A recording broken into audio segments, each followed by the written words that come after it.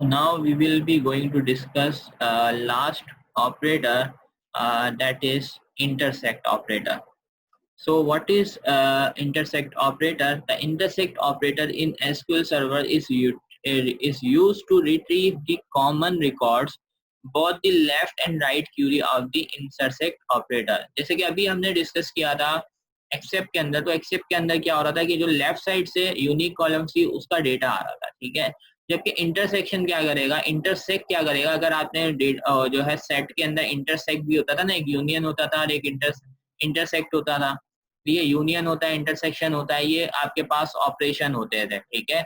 तो यहाँ पर इंटरसेक्ट ऑपरेटर क्या करेगा, जो दोनों रिजल्ट सेट से यानी दोनों सिलेक्ट क्यूरी जो कि लेफ्ट पे हो या राइट पर हो, दोनों के अंदर जो कॉमन रिकॉर्ड्स होंगे वो शो करवाएगा, ठीक है। अब इसको कैसे रन करेंगे, तो यहाँ पर आकर मैं एक्सेप्ट की जगह यहाँ पर लिख दूंगा इंटरसेक्ट, इंटरसेक्ट लिख देंगे और रन करेंगे। सो यू विल सी के we are getting only one employee, that is Asad, because this is the common data that we have in the both the table.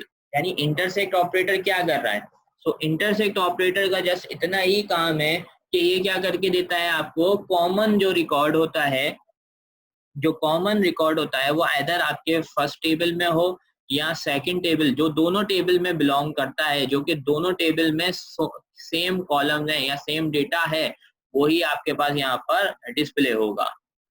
सही है, तो दो से ज्यादा टेबल्स पर भी अप्लाई हो सकता है क्या, yes you can use more than 2 tables, ठीक है। यानी इसके अंदर आप जरूरी नहीं कि 2 ही टेबल्स पे काम करें, आप 3, 4, 5 जितने टेबल्स के ऊपर इसको अप्लाई करना चाहें वो अप्लाई कर सकते हैं।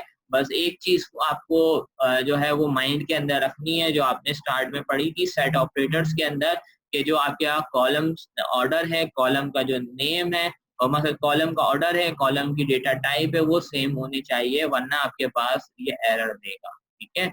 और अगर ऑर्डर बाय क्लॉज यूज कर रहे हैं तो वो लास्ट में आएगा, यानी ऑर्डर बाय जो आप करना चाह रहे हैं तो वो लास्ट में देंगे, वरना फिर ऑर्डर बाय आपके पास वर्क नहीं करेगा, ठीक है। तो ये आपके पास होता है इंटरसेक्ट ऑपरेटर।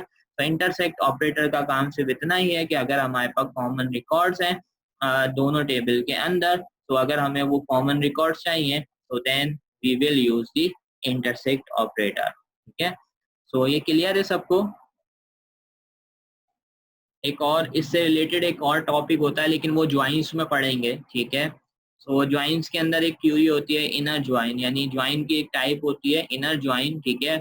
उसके थ्रू भी इसी तरह का कुछ काम हो रहा होता है, लेकिन उसके दरमियान और इंटरसेक्ट के अंदर कुछ मेजर डिफरेंस है, ठीक है। वो डिफरेंस हम पढ़ लेते हैं, लेकिन वो डिफरेंस आपको जब हम इनर ज्वाइन पे काम करेंगे तो वो इंशाल्लाह आपको जो है वो भी क्लियर हो जाएगा कि इनर ज्वाइन और बेसिकली इंटरसेक्ट में क्या फर्क है।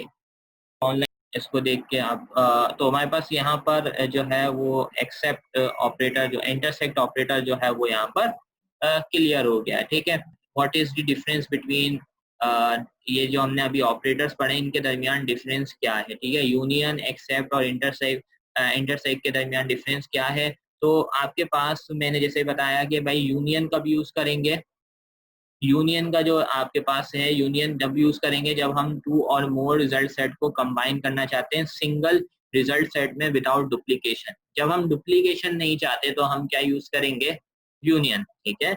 और जब हम चाहते हैं कि भाई हमारे पास डुप्लीकेट रिकॉर्ड भी आए, यानी सारा डेटा है डुप्लीकेट के साथ, ठीक है, डुप्लीकेशन के साथ आए, ठीक है, तो फिर आप क्या यूज कर रहे हो, तो फिर आप क्या करोगे, फिर आप यूनियन ऑल को यूज करोगे।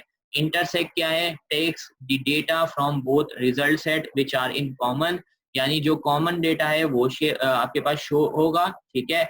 लेकिन आपके पास कौन से इंटरसेक्ट यूज कर रहे हैं, तो दोनों साइड से यानी लेफ्ट से और राइट टेबल से, दोनों में से जो कॉमन डेटा होगा वो शो होगा।